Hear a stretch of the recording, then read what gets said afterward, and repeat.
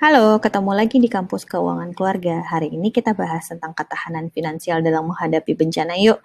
Nah, bencana itu apa sih? Bencana itu sesuatu yang kita harapin terjadi. Kita nggak harapin terjadi, tapi kita harus siap-siap. Nah, contohnya atau bentuknya seperti apa? Bentuknya itu ada yang bisa dipisahin menjadi man-made disaster, yang biasanya kayak kecelakaan atau kebakaran. Nah, kalau natural disaster juga ada tuh seperti gempa bumi, coronavirus, tsunami. Dan ada satu lagi nih yang terakhir nih, self-destruction disaster. Itu biasanya terjadi karena kitanya sebagai manusia kurang disiplin dalam melakukan perencanaan keuangan. Ketika bencana itu terjadi, apa yang harus kita siapkan? Kita harus lebih mempersiapkan diri dan keuangan kita. Jadi to be prepared is half of the victory already. Sehingga sebelum kejadian itu terjadi, sebelum bencana itu datang menghampiri, kitanya udah ready. Disitulah letak kemenangannya, disitulah letaknya kita one step ahead dari sesuatu yang berusaha menghancurkan keuangan kita atau membuat keuangan kita menjadi porak-poranda.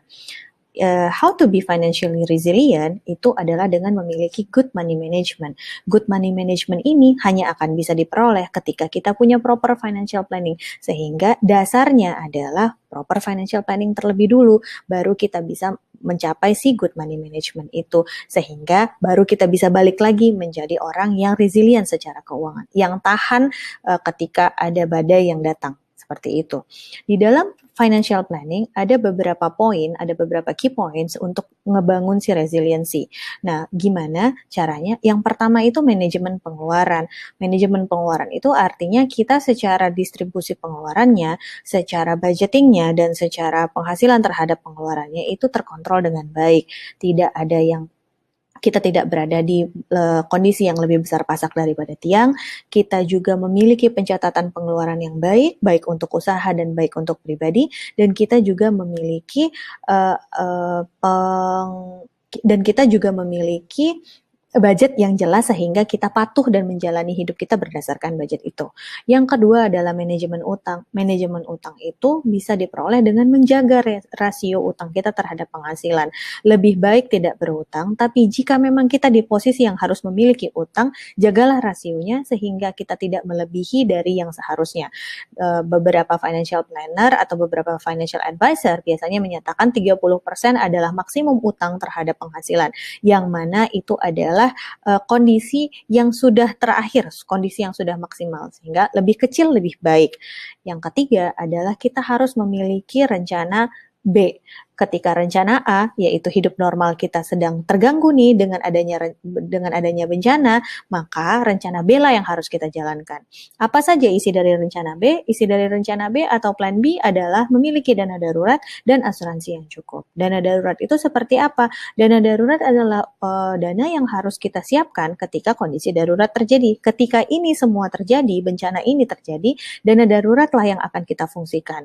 Dana darurat ini biasanya untuk kepentingan pribadi cukup 3 sampai dengan 12 kali pengeluaran rutin bulanan.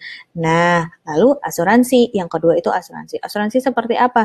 Boleh ada asuransi jiwa, kesehatan, kebakaran, atau asuransi-asuransi lainnya yang sesuai dengan profesi kita.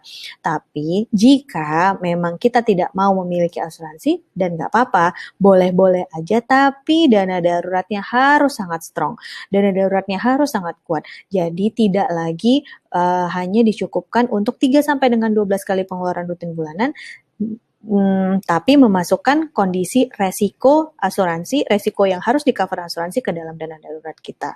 Seperti itu. Nah, yang terakhir jangan lupa edukasi diri terus-menerus, perbanyak literasi keuangan karena ilmu ini adalah ilmu yang berkembang. Bisa saja yang kita pahami 2-3 tahun yang lalu sudah tidak relevan lagi dengan 2-3 tahun sekarang. Sehingga penting sekali untuk mengedukasi diri. Untuk financial planning key points to build resiliensinya ada 4 ini, tapi yang paling penting adalah yang kelima, adalah kontrol dari diri kita sendiri. Kita tidak mensabotase plan yang sudah kita bikin, plan yang sudah kita buat dengan rapi, tidak kita sabotase seperti itu. Nah, untuk edukasi diri, Kampus Keuangan Keluarga menyediakan beberapa kelas-kelas keuangan seperti kelas yang berseri, yaitu kelas kelas yang berseri seperti kelas tapak, langkah, dan cipta. Di situ kita akan pelajari cara membuat proper financial planning.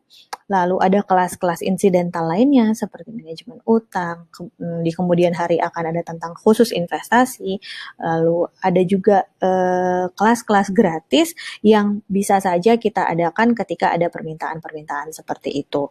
Nah, jangan lupa follow kita di kampus, di Instagram @kampus.keuangankeluarga. Temukan jadwal dan ilmu-ilmu yang akan kita share di Instagram tersebut. Sampai ketemu di kampus keuangan keluarga berikutnya. Bye-bye.